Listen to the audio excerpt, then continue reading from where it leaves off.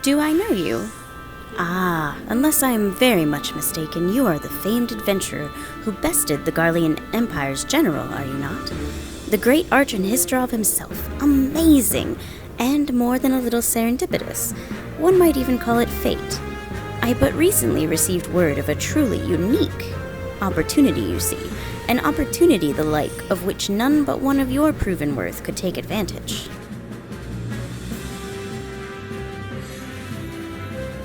The reward? Not less than the accumulated knowledge of a fallen civilization. The risk? A single misstep could cost you your life. But what is a little danger to a storied hero such as you? A man with absolute confidence in his own abilities stands to profit handsomely from this venture. No, I crave no recompense for my part in bringing this opportunity to your attention. The historic discoveries you shall make will be reward enough, I assure you.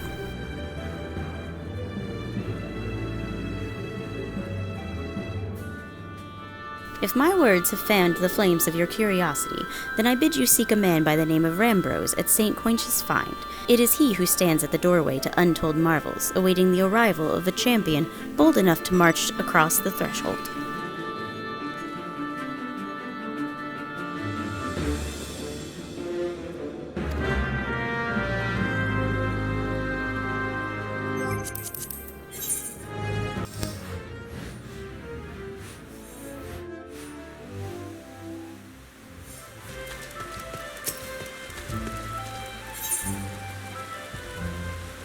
Arton, there's been a terrible incident.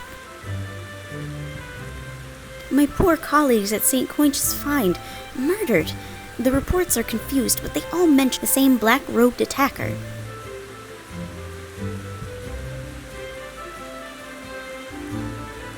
You know as well as I do that Tristan is behind this massacre. He has indeed grown bold, or desperate, to commit such a brazen act.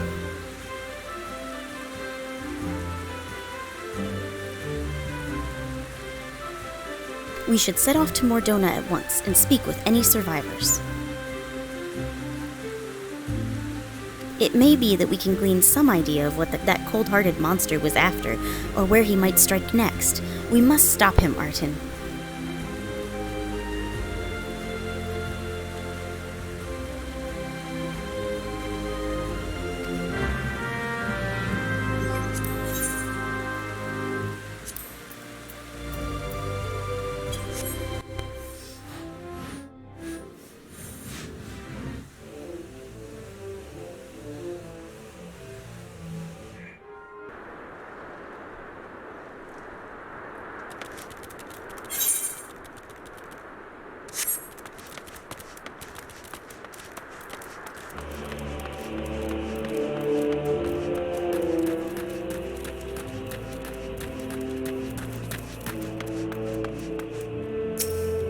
Though the necessity pains me, we must ask this man what he remembers of the attack.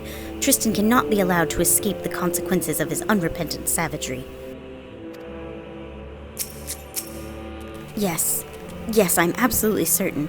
It was the same dark summoner whom Mitra described to us. We were celebrating a recent find, the soul crystal of an Allagan summoner, when a man in black robes suddenly appeared and demanded we surrender the gem. Naturally, we objected to this arrogant imposition, but he simply sneered at our refusal. The next moment, the world exploded into flame.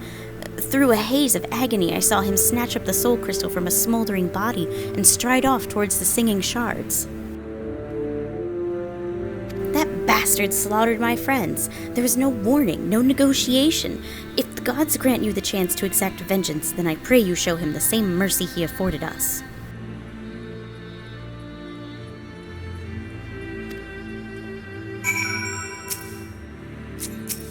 Another soul crystal. Yes, it makes sense that he would shift his attention to a more easily obtainable gem. After all your progress, you would now make for a most formidable opponent.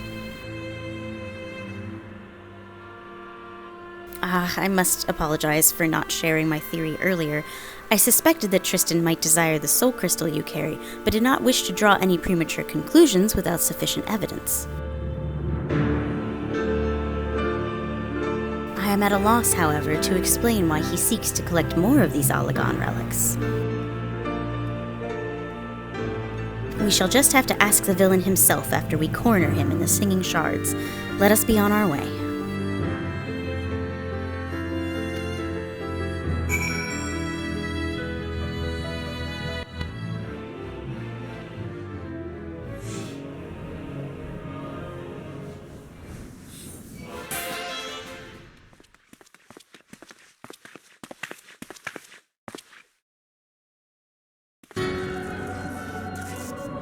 I have brought you the soul crystals, as promised.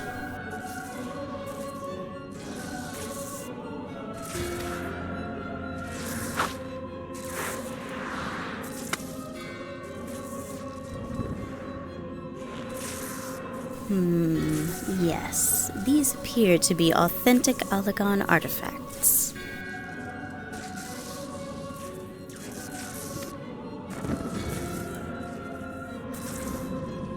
Very well. I shall honor our bargain. From within these gems I will draw forth the memories of the ancient summoners and the slumbering essence of an elder primal. All the attendant knowledge and power shall be yours.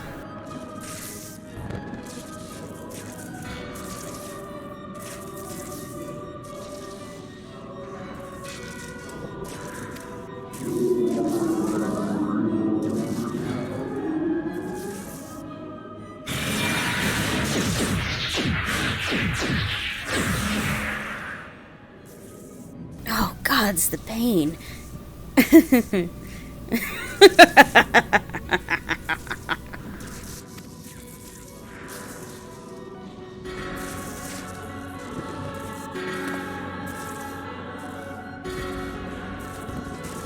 Ah, the bumbling summoner and his incompetent lackey make an appearance at last.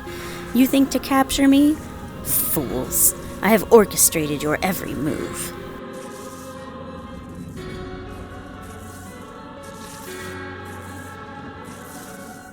You have grown much in the art, it is true, but through the wisdom of the paragons I now command the power of an elder primal.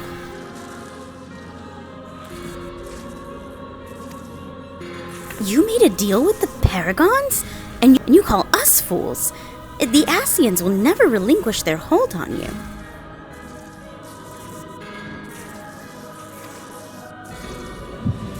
A small price to pay, if you could but feel the strength that fills my entire being. It is indescribable.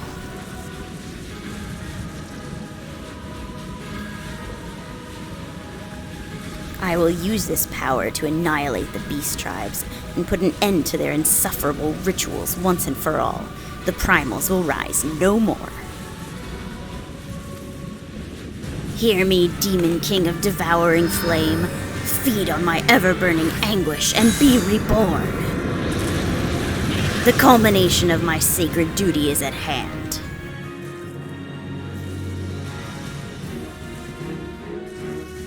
But first, there is one more soul crystal that must be mine. I will tolerate its wasted potential no longer.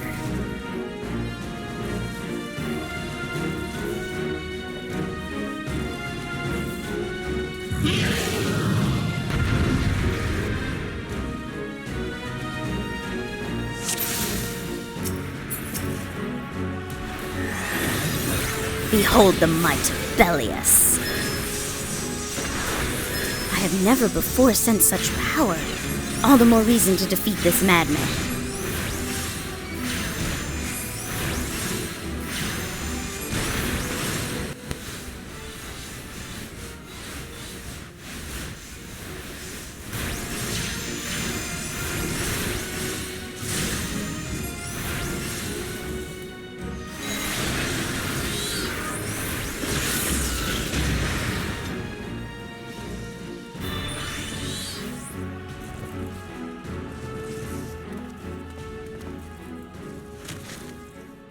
By all the memories of summoners past, I should have been unstoppable.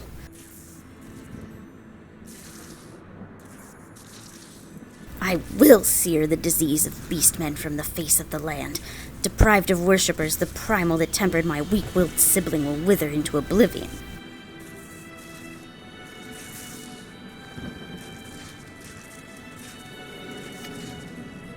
So, I see my order's records were accurate. Though it was buried deep in the archives, I but recently uncovered a report that described how you slew your own brother.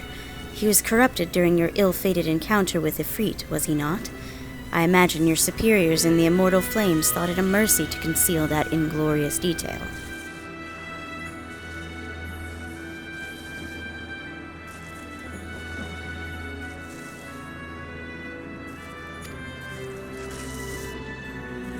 Once the soft-headed fool had been tempered, there was no saving him, and thus I took it upon myself to expunge the stain of embarrassment.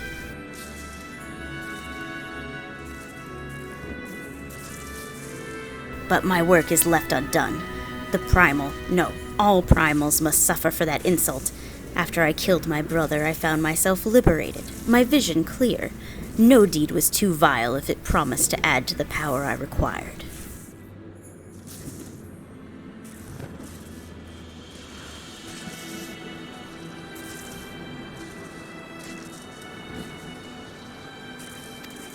How can you not see?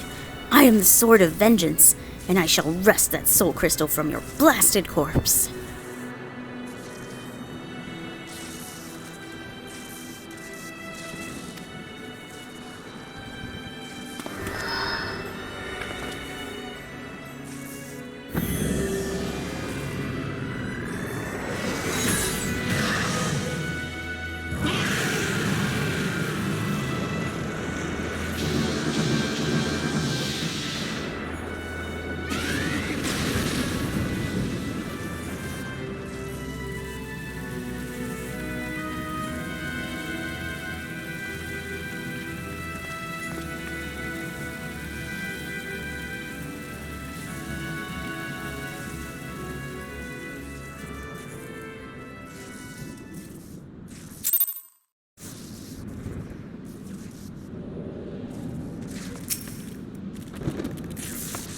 I wonder which struck the first blow to his sanity, the despair at his brother's tempering, or the guilt from slaying his own kin.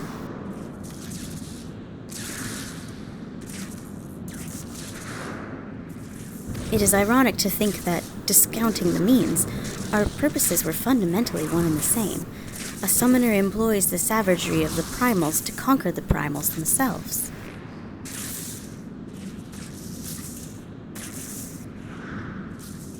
Had Tristan approached us as an ally, we might have found ourselves aiding his cause.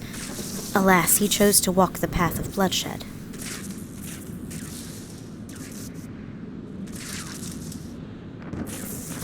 Each vicious act must have pushed the man deeper into madness, until eventually the lust for power and vengeance was all that drove him. The might of the primals carries with it a burden of responsibility, and a measure of danger. I hope never to see you corrupted by the potent energies you wield, Arton.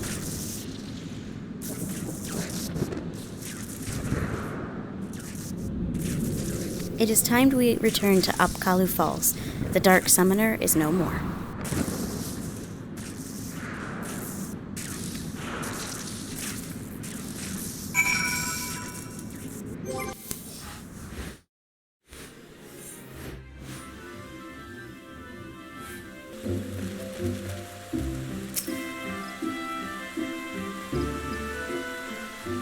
Oh, how I would love to declare our troubles at an end, but I fear the Ascian with whom Tristan made his bargain is yet afoot.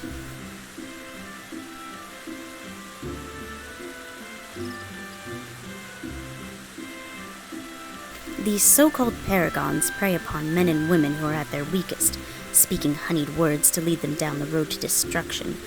In this manner, they seek to plunge the realm of Eorzea into chaos.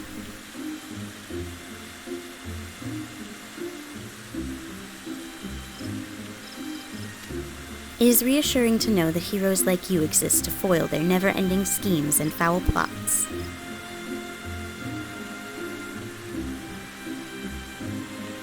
An outright war against the Ascians looms closer day by day.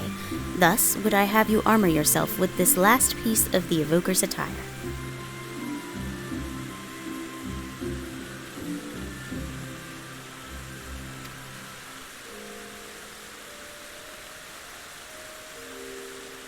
It was discovered at the same dig site whence Tristan seized the soul crystal, and the St. Coinch Find researchers, grateful for your actions in bringing the murderous summoner to justice, insisted that you complete your set.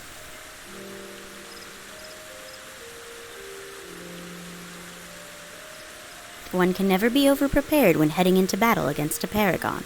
Wear it proudly, Arten. Speaking of preparations, were you aware of the deeper layer of power hidden within your avatars? A technique exists that allows you to tap into the full potential of your Eggy. You must have seen Tristan employing this ability. During the final battle with the Dark Summoner, you would have heard a whisper emanating from the Soul Crystal. Still your mind now, Arten, and you will hear the voices of the ancient summoners instructing you in their greatest achievement. The true power of the Eggy will be yours.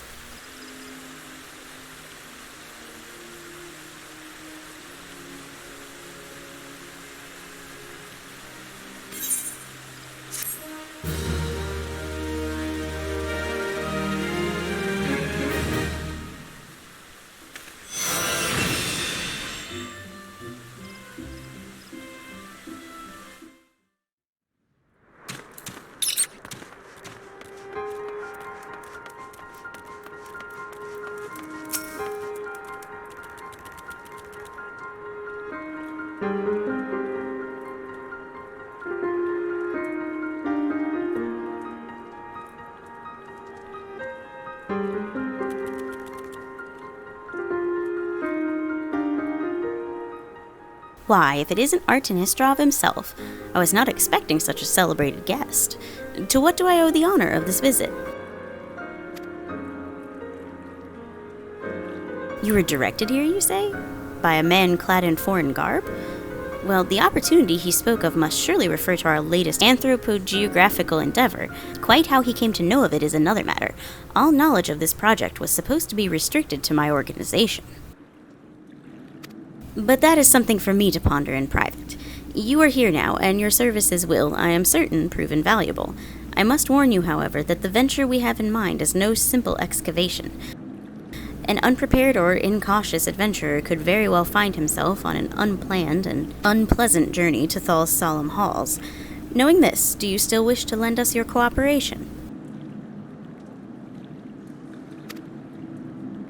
I rather thought you would say that. Your courage is scarcely a secret. Now, the first... Arten? I thought it was you! What brings you to St. Coinch's? Don't tell me. The Alliance has sent you on another realm-shaking, history-making mission to lay low an apparently insuperable foe. Yes? No? I see you two are already acquainted. That is well. Master Garland, our intrepid hero here, caught wind of the forthcoming expedition and has kindly pledged to assist us. He has he? Glad to have you aboard, Arten. You don't have the faintest idea what you volunteered for, do you? Very well. Let us begin at the beginning.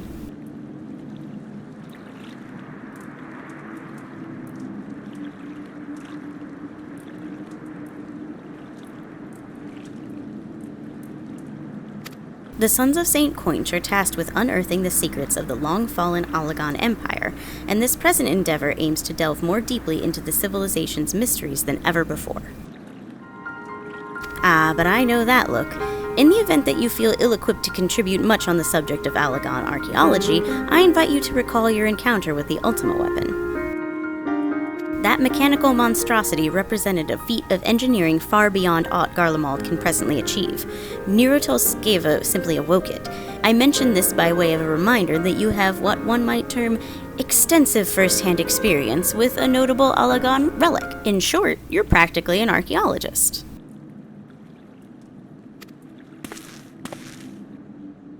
Now, to the core of the matter. Here in Mordona, there stands an entire Allagan structure which we have yet to investigate. I speak, of course, of the Crystal Tower. After witnessing the destructive capabilities of the Ultima weapon and the Lesser Moon Dalamud before it, it seems wise to treat any remnants from that era with the utmost caution. They must be analyzed, monitored, and above all, kept from falling into the wrong hands. To put it plain, I have no wish to see another megalomaniacal legatus wield one of those weapons. It was this thought which first moved me to contact the Sons and propose that the tower be explored.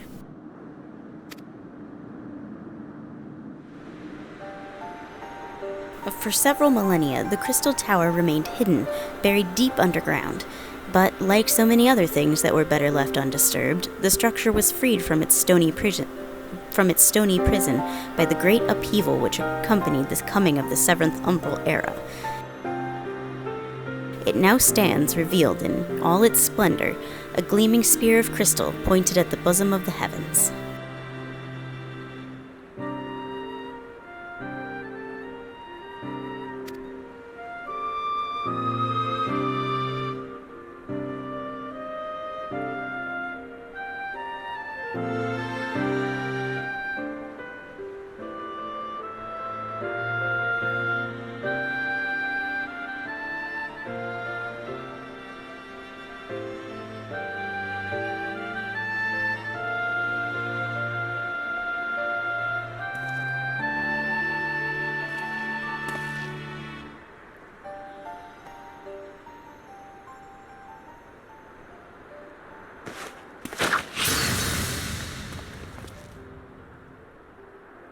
We believe the tower to be the repository of much of the ancients' wisdom.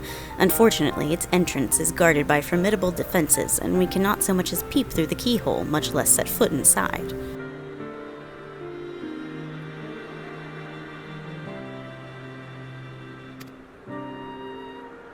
These defenses take the form of statues carved into the likeness of giant swordsmen. The 8 sentinels, as the Sons are wont to call them, is the first barrier we must overcome.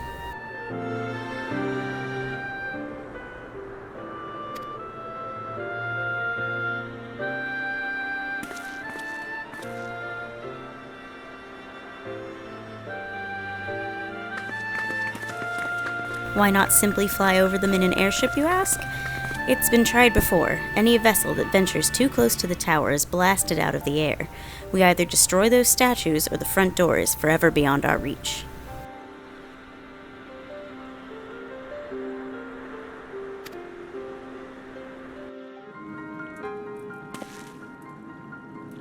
My colleagues and I are ill-suited to negotiating such deadly hazards.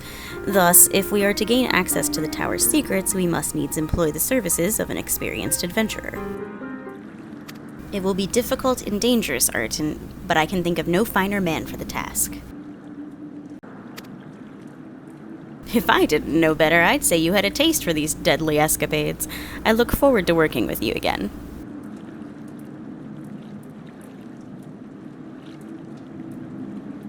There is much and more to be done before we can begin the expedition proper, and take some time to prepare yourself, and I shall explain the challenges that lie ahead.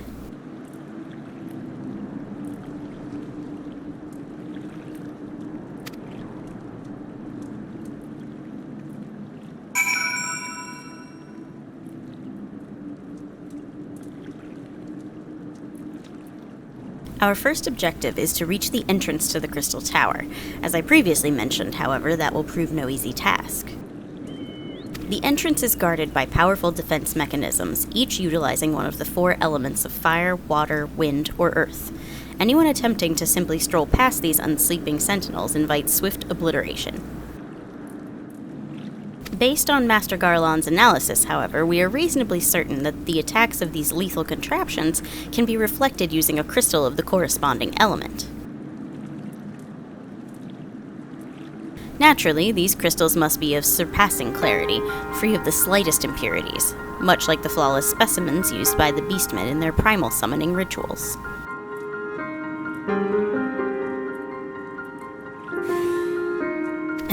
Mayhap I should have said exactly like the specimens they use. Were there any other way we would not ask this of you, but we need someone to enter the Beast Tribe's strongholds and liberate their perfect crystals. For the moment, I would have you focus on obtaining 2 of the 4 crystals we require.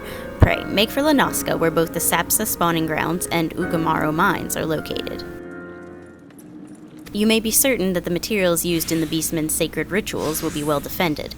Whether you choose to venture there alone or with companions, I shall leave to your discretion. But whatever you do, please be careful.